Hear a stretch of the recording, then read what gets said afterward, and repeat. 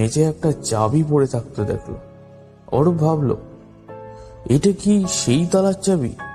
সে আর দেরি করলো না, চাবিটা হাতে নিয়ে দরজার কাছে গেল। তালাটা খুলতে গিয়ে তার হাত কাঁপছিল।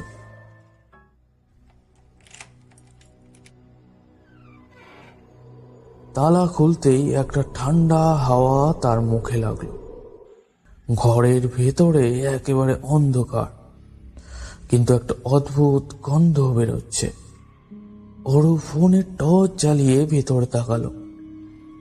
ঘরের মেঝেতে ছায়ের মতো কিছু পড়ে আছে। দেয়ালে অসংখ্য ছায়ামূর্তি যেন নড়ছে। হঠাৎই একটা গলার আওয়াজ পেল।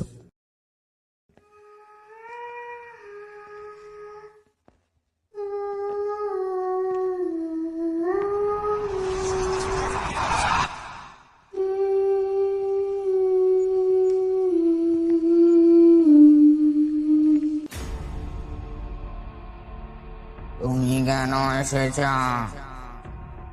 এখান থেকে চলে যাও। অরূপ ঘুরে তাকালো, কিন্তু দরজাটা বন্ধ হয়ে গেল। ঘরের ভেতর ঠান্ডা হওয়ার ঝাপটা যেন তাকে চেপে ধরলো। আর তারপর একটা আর্তনাদ। ঘরের বাইরে থেকে কেউ কিচ্ছু শুনতে পেল না।